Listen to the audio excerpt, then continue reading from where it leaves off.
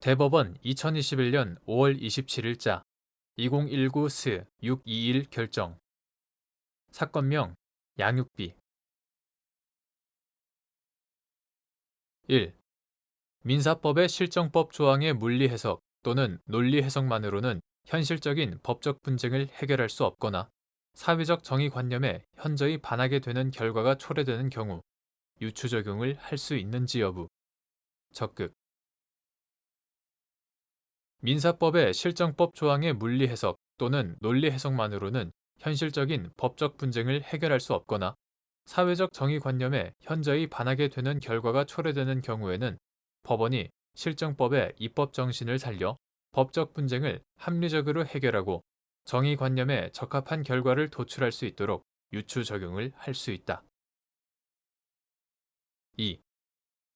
가정법원이 민법 제924조의 2에 따라 부모의 친권 중 양육권만을 제한하여 미성년 후견인으로 하여금 자녀에 대한 양육권을 행사하도록 결정한 경우 민법 제837조를 유추 적용하여 미성년 후견인이 비양육친을 상대로 가사소송법 제2조 제1항 제2호 남목 3에 따른 양육비 심판을 청구할 수 있는지 여부.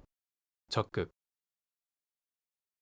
가사소송법 제2조 제1항 제2호 남목 3은 민법 제837조 동조가 준용되는 경우 포함 민법 제837조에 따른 자녀의 양육에 관한 처분과 그 변경을 마류 가사 비송 사건으로 정하고 민법 제837조는 양육자의 결정, 양육 비용의 부담을 자의 양육에 관한 사항으로 정하며 제2항 가정법원은 부, 모, 자 및 검사의 청구 또는 직권으로 자의 양육에 관한 사항을 변경하거나 다른 적당한 처분을 할 수 있다고 정하고 있다. 제5항 가사소송규칙 제99조 제1항은 자의 양육에 관한 처분과 변경에 관한 심판은 부모 중 일방이 다른 일방을 상대방으로 하여 청구하여야 한다고 정하고 있다. 또한 민법은 친권의 상실 제924조 법률 행위 대리권 재산관리권의 상실 제925조 상실에 관한 규정만을 두고 있었으나 2014년 10월 15일 법률 제12777호로 개정되면서 가정법원은 친권 상실 사유에 이르지 않더라도 미성년 자녀의 복리를 위해서 친권의 일부를 제한할 수 있다는 규정 제924조의 2 규정을 신설하였고 가정법원은 미성년 자녀의 보호에 공백이 생기는 것을 막기 위해 친권의 일부 제한 등으로 그 제한된 범위의 친권을 행사할 사람이 없는 경우 미성년 후견인을 직권으로 선임하며 제932조 제2항, 제928조 이 경우 미성년 후견인의 임무는 제한된 친권의 범위에 속하는 행위에 한정되는 것으로 정하였다. 제946조 이에 따라 가정법원은 부모가 미성년 자녀를 양육하는 것이 오히려 자녀의 복리에 반한다고 판단한 경우 부모의 친권 중 보호, 교양에 관한 권리, 민법 제913조, 거소지정권, 민법 제914조 등 자녀의 양육과 관련된 권한, 이하 양육권이라고 한다.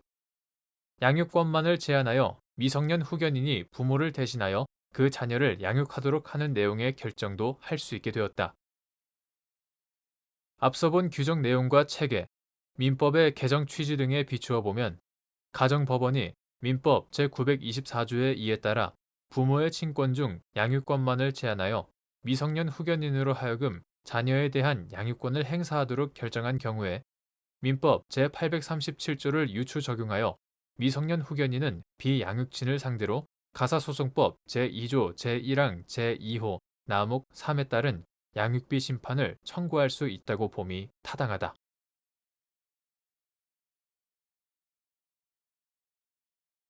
15841 판결 사건명 손해배상 사실혼 파기 및 재산 분할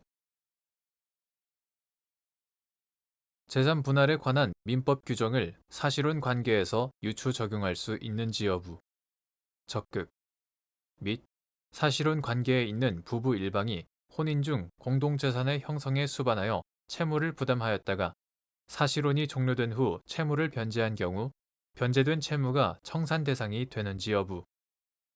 원칙적 적극. 사실혼은 당사자 사이에 혼인 의사가 있고 객관적으로 사회관념상 부부 공동생활을 인정할 만한 혼인 생활의 실체가 있는 경우이므로 법률 혼에 관한 민법 규정 중 혼인 신고를 전제로 하는 규정은 유추 적용할 수 없다. 그러나 부부 재산 청산의 의미를 갖는 재산 분할 규정은 부부의 생활 공동체라는 실질에 비추어 인정되는 것이므로 사실혼 관계에 유추 적용할 수 있다. 부부 일방이 혼인 중 제3자에게 부담한 채무는 일상 가사에 관한 것 이외에는 원칙적으로 개인의 채무로서 청산 대상이 되지 않으나 그것이 공동재산의 형성에 수반하여 부담한 채무인 경우에는 청산 대상이 된다.